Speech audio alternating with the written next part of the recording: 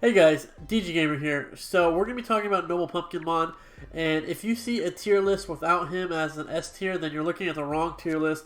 Throw that tier list away. It's Garbo, because this guy is a really good Digimon to have. So if you see right here, he has a passive skill that increases all allies' block rate by 20%. It's a permanent skill.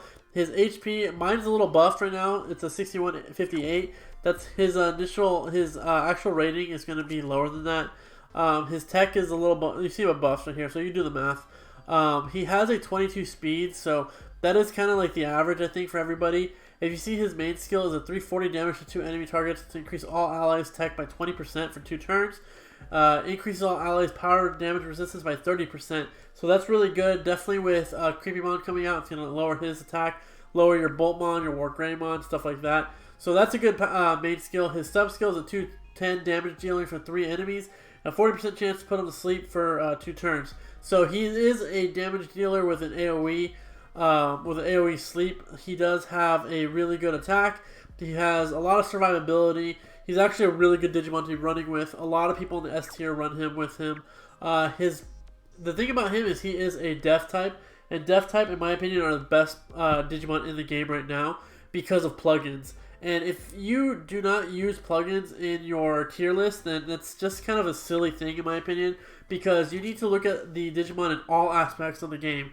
If you had a Digimon that was just straight Garbo, but then you had him on a team, the top tier PvP team with him, it's going to increase his tier rating because of that. So you have to take into consideration plugins. So with plugins, you can get this guy's speed. All Death type right now, you get their speed up really high speed plus. If you see right here, I have speed for my tech attack and 4 speed. I need to increase this one. This one is out of 10. These are just silver. If I had gold, it'd be better. If you see right here, I do have the defense and HP in there just for because I want more HP. A lot of people are going to say, hey, DG, throw in the crit rate, but I do like that HP because it does let me survive. There's times I survive with a little sliver of HP and I live. But these are the 2 most important things. And if you saw my summoning banner for this plugin, you see why I did it. You see right here, 20% sleep resistant, 10 speed. This one's not even maxed out yet. I can't get it to 20 or 12 speed.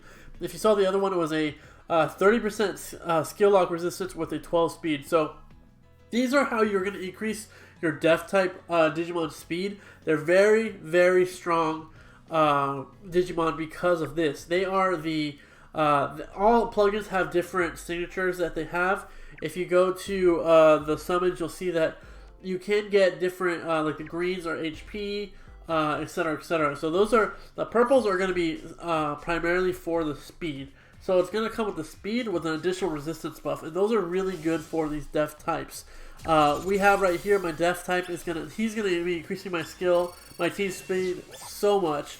So I've seen somebody who had him at a speed like 70 before, so that's crazy. And with the new banner coming with our Piedmon that's going to be Death, you have your Creepymon that's going to be Death. I'm going to have a crazy speed team here in a quick minute here. So as soon as I get those other ones, this guy is going to become even more important for PvP. He's going to have a better debate for S tier Digimon. So if you see a tier list without him at S tier, I would really consider the legitimacy of that tier list, because this guy is one of the best Digimon in the game. That's why when I saw some other YouTuber was talking about the Pumpkin event, they were like kind of raging about the event not getting the skill tokens that they're going to be getting in JP, and that if we don't get them in Global, that they're going to rage, it's an outrage, blah blah blah. And it's not an outrage. This guy is already top tier PvP, top tier Digimon in general. Can you imagine if he was a free-to-play player, a free-to-play Digimon that was given to us day 1, and we are able to increase his skills to level 10, he's going to be broken. He's going to be the best Digimon in the game for a month, weeks. Like, he's going to be a month, couple months. He's going to be a really good Digimon for a while. So it is not that important for us to get those tickets or those tokens to increase the skill.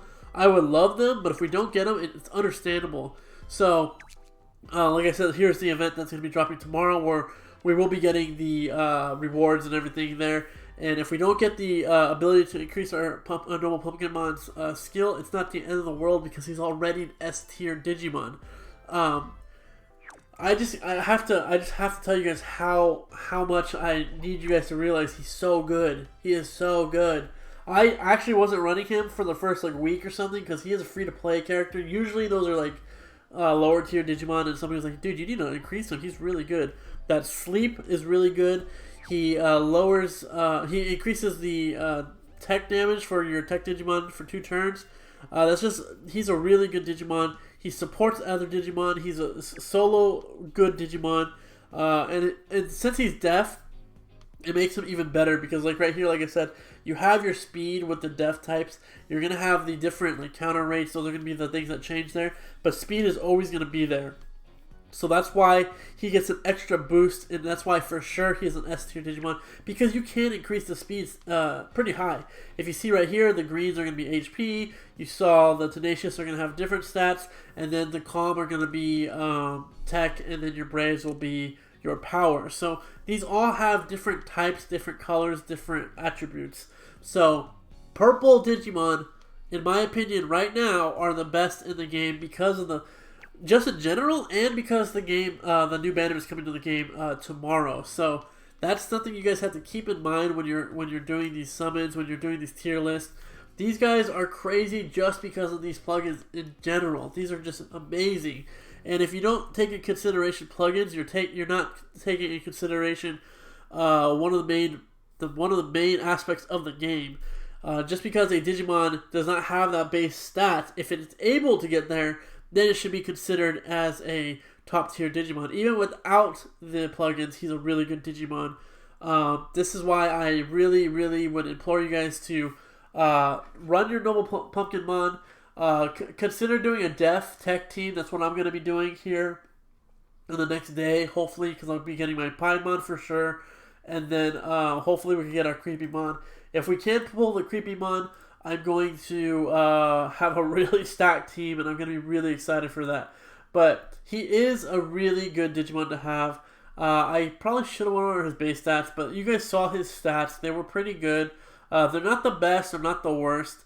Definitely somebody you guys should be investing in. Like, listen to me. Invest in Noble Pumpkinmon. He is a free character. Everybody has him. And a lot of top tier PvPers use him. So, that's saying something.